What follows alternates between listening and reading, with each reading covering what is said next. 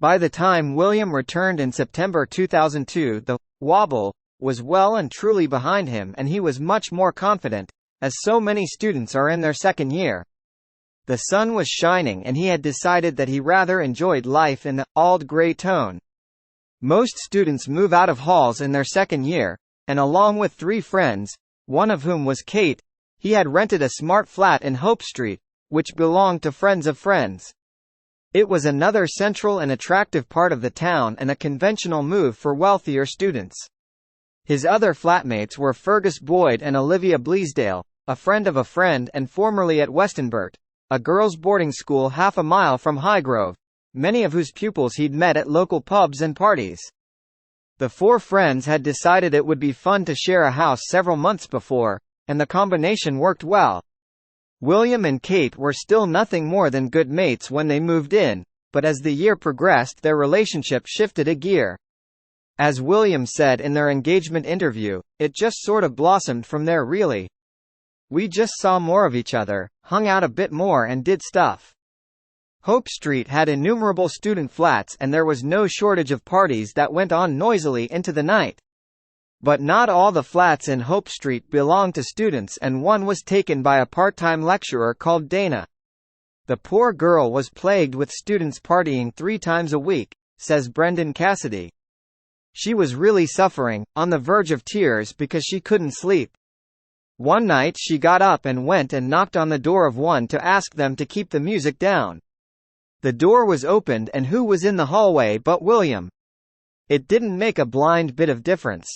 I tried to get the people in College Gate, the university's administrative offices, to do something about it, and I don't know whether it was because they couldn't do anything or whether they were aware that William was involved, but either way they did nothing.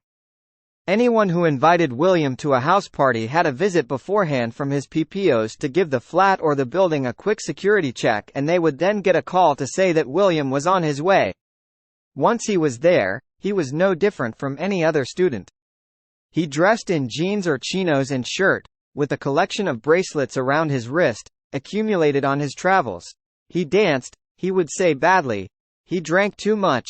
He laughed and joked, memorably, on one occasion, over a rabbit vibrator that one of his hostesses had been given for her birthday.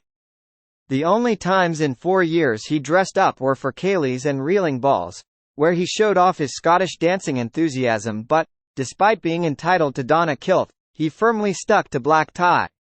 As he said in an interview at the end of his second year, he had only ever worn a kilt in private. "It's a bit drafty," he laughed. "But I love Scottish dancing, it's great.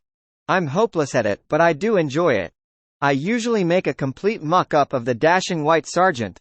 I do throw my arms dangerously about and girls fly across the dance floor." Of course, university wasn't just a round of parties. Some nights he and his housemates stayed in and cooked, taking it in turns. He reveled in the novelty of everyday life that most people take for granted. "I do a lot of shopping. I enjoy the shopping, actually. I get very carried away. I cook quite regularly for them and they cook for me." Household chores were also shared between them. "We all get on very well and start off having rotas, but, of course, it just broke down into complete chaos. Everyone helps out when they can. I try to help out when I can and they do the same for me, but usually you just fend for yourself. In my day as a student, apart from hotels, there was not much more than a dodgy Chinese and a fish and chip shop, and breakfast was a bacon roll at Pete's Greasy Spoon Cafe on Market Street. The pubs served beers and spirits and maybe the odd salted peanut.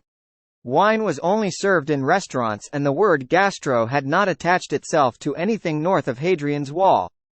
The town virtually closed down after 10 o'clock at night. By the time William was an undergraduate, the town had been revolutionized. A favorite haunt of William and his friends was Ma Bell's, a cozy bar and restaurant in the basement of the Golf Hotel in the Scores, one of the oldest and most traditional hotels in the town. Upstairs there are tartan carpets and kakaliki soup, while downstairs an array of exotic cocktails are on offer, as well as coffee, afternoon teas and bar meals. Afternoon teas sell at £8.50, mojitos at £6.50 and champagne at £56 a bottle or £11 a glass. It is a cross between the bar in the American sitcom Cheers, and the Central Perk Coffee House in Friends.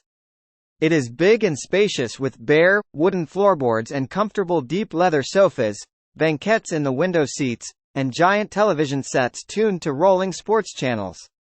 Whenever Aston Villa was playing, Ma Bell's was where William was to be found glued to the TV, sitting at the bar on a high stool with a pint of cider by his side, loudly cheering the team on.